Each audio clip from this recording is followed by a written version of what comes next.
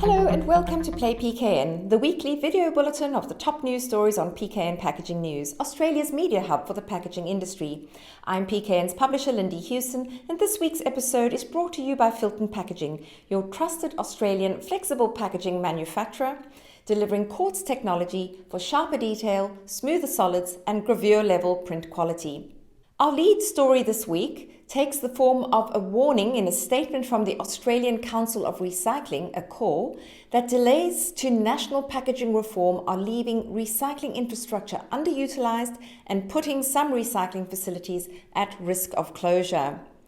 This comes as Plastic-Free July draws to a close. ACOR says Australia uses more than 1.3 million tonnes of plastic packaging each year, but only 19% is collected for recycling. More than 1 million tonnes is sent to landfill or littered annually, despite an estimated 320,000 tonnes of available domestic plastic reprocessing capacity.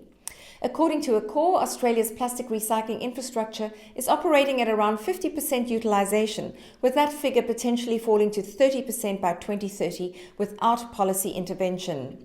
CEO Suzanne Tumberu said cyclists had invested in facilities, technology and skilled workforces based on commitments from governments to introduce national packaging reforms covering packaging design, recyclability and recycled content. She said, "This is not a shortage of infrastructure that we're facing here. It is a failure of Australian government policy."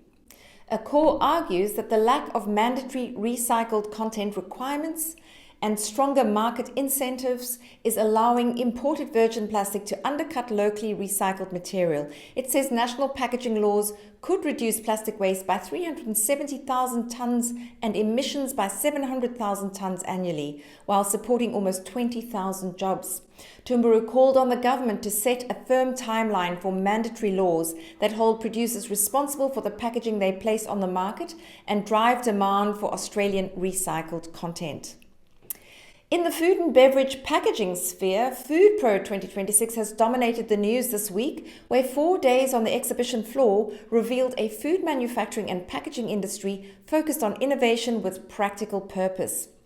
From recyclable packaging and digital coding to smarter automation and AI-powered compliance, the show highlighted to PKN the solutions designed to improve efficiency, support circularity, and prepare manufacturers for future requirements. We did a lot of reporting on this. One initiative launched at the show was the Food and Beverage SME Packaging and Machinery Solutions Centre, which is now officially open for business. The initiative is a collaboration between the End Food Waste Cooperative Research Centre, RMIT University, the Australasian Institute of Packaging, the Australian Packaging and Processing Machinery Association, and also TetraPak. The national initiative will provide matched funding, independent technical expertise, and access to research facilities. It is designed to help food and beverage SMEs evaluate sustainable packaging, processing, and machinery innovations before committing to commercial investment. The centre will also support manufacturers transitioning to more sustainable packaging without increasing food loss and waste, which can occur when packaging formats are changed without adequate testing. Launching the centre, project leader Professor Simon Lockery of RMIT University and the End Food Waste CRC said it was developed to address a gap in support for SMEs navigating packaging and processing change.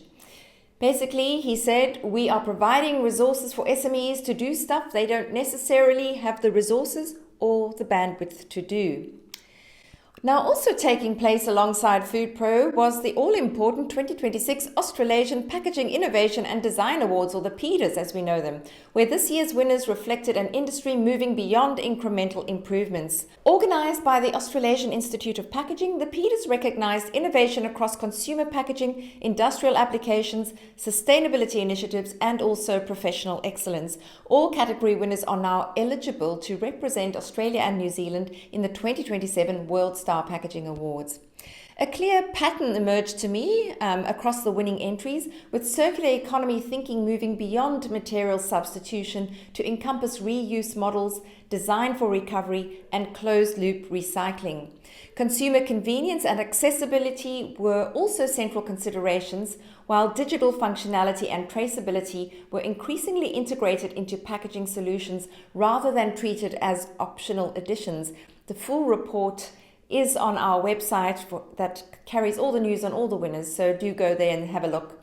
That is all we have time for today, folks. For more on these and other stories, head over to packagingnews.com.au.